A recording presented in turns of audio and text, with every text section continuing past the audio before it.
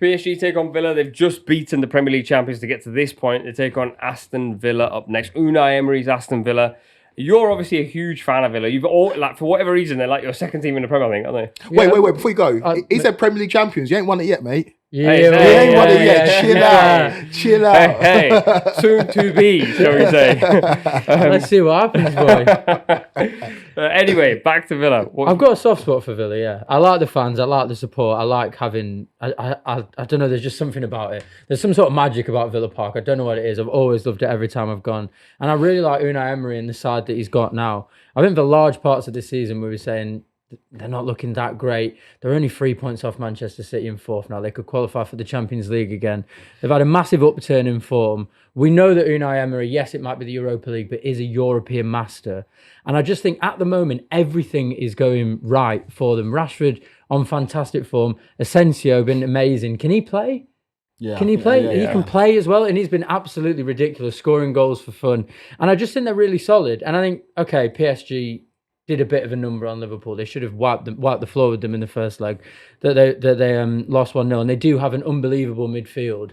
But I do just think that cup competitions are sometimes made for these plucky underdogs who have a fantastic atmosphere. The fact that the second leg is at Villa Park as well makes me think that Villa will be going into this game thinking, if we can go, get a draw, maybe even lose by one, we'll be confident. And I know there's so much quality in that PSG side, but I do actually tip Villa for this leg.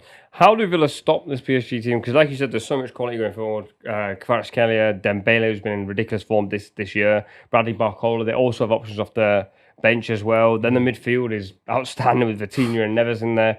And the big thing for me is PSG have always been soft-centred in the Champions League. And I think the fact they took Liverpool to pens and won at Anfield, I think that makes them, and we will talk about them, that makes them have this feeling that we could be the champs. So Villa are taking on effectively one of the absolute favourites. Yeah, well, despite the fact that, I said this in the last round, I said that the fact that Liverpool playing the second leg at Anfield is a huge advantage, and then PSG went there and won that game.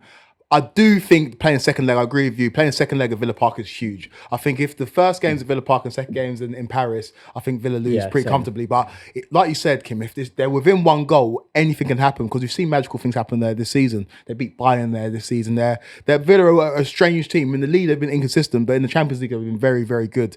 Gifted a tie in the round of 16 against Club Brugge, which is what they needed and what you need if you're going to go on a magical run in the Champions League. But what you mentioned about PSG's midfield, I absolutely love it. I love Vitinha, I love Neves, I love the way they get about it, the way they retain possession. And like you mentioned, PSG previously have been soft-centred, but this is a different PSG side. Look at the competition in the front three. Barcola's a great player. Obviously, Kvaratskhelia is an incredible addition. But Ousmane Dembele is one of the best players in the world. And when we're having these Ballon d'Or conversations, the conversation starts now. It starts when the quarterfinals of the Champions League begins. And he has scored an incredible amount of goals for PSG this season. Like, since the turn of the year in 2025, he's been absolutely unbelievable. It's the firepower that worries me if you're thinking about it from a Villa point of view. And to stop PSG, Boubacar Kamara is going to have an incredible game. Doesn't play enough football for my liking, but when he does play, he's an X factor in that midfield for Aston Villa. If Villa are going to stop and stem that flow, Boubacar Kamara is going to have to be incredible, as well as their other players being deft and guile on the ball and taking their opportunities. But I think Villa have got a great chance. But the thing about this is, you look at Villa's back four and you think, okay, that is going to struggle probably. I think they've got an okay back four. It's not exceptional. But then you look at who they've got going forward, and I don't think Villa should be going into this game, although I said maybe hoping for a draw, maybe even one goal behind. They shouldn't be going in with an overly defensive attitude, because they have players there. Marcus Rashford has scored on the European stage many, many times. Ollie Watkins scored in a huge moment for England just last summer. Daniel Marlon used to score Champions League goals for fun for both Borussia Dortmund and PSV. So they have these players who have come up on the big stage at big moments. And I just don't think that they should be thinking, oh, how do we stop them? I think PSG should also be thinking, how do we stop what is at the moment a very, very potent front line, and a front line who've got these two players in Rashford and Asensio who have found a home incredibly quickly and are just riding on vibes at the moment. We did a video on Arsenal, Madrid, and Kweku referenced the composition. What you were just talking about there made me think Actually, this is a really good tie for Villa. Yeah. Although I have my opinions, I think PSG are one of the strongest teams in the Champions League this year. But Villa don't have to play expansive football in either of these two ties, home or away.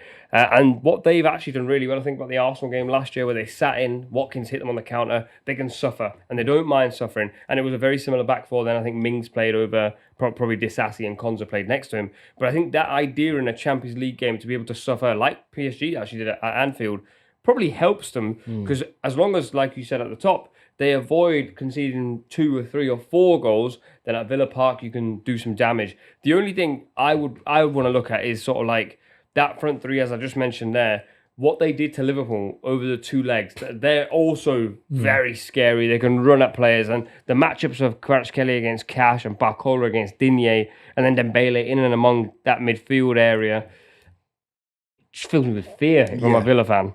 I agree. They're so good, PSG, and it's, I don't know. They've also scored 79 goals this season, by the way. It's weird to PSG, right? Like, get rid of all your Galacticos and you get better, and people start to like you more. PSG were this team in the Champions League where nobody was really rooting for them for various reasons, but there is a likability factor to this PSG team. I don't think people will be too disappointed to see them progress to the semi-final or the final because they have played, since the knockout stages, the best football in this competition.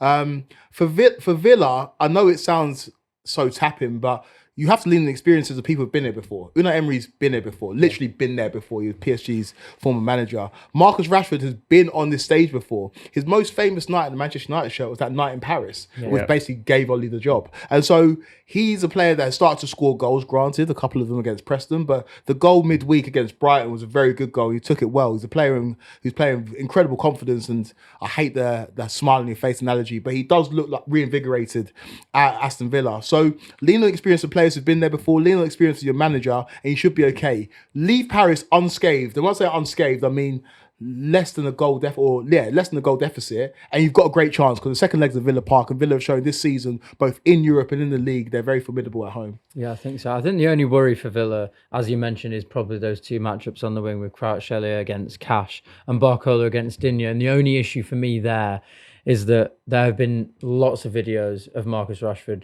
tracking back and defending, and I know he's improved a little bit for Villa, but he doesn't do anywhere near enough of it for my liking for what you would want from a winger. So he's going to have to seriously be on it because you can't let Digne go at Barcola alone, and the same for Morgan Rogers on that side if that's where he is to play. It'd be interesting to see what John McGinn does because we know about his defensive qualities, whether he shifts to one side and stops that. But I do think that if they can keep those players out, and anything can happen in football, like you say, Barcola, Kvaratskhelia, Dembele can have an off night. They can miss a couple of chances. And Villa genuinely do have the firepower to hurt them. All right, let's get score predictions. I'll start with you, Kweku. Tough one, this. Really tough. Yeah, it's really difficult. I'm going PSG 2, Aston Villa 1. This will be the best tie of the round. I think it'll be PSG 2, Villa 2. I think it'll be PSG 3, Villa 1. Yeah, I'm going to lock that in.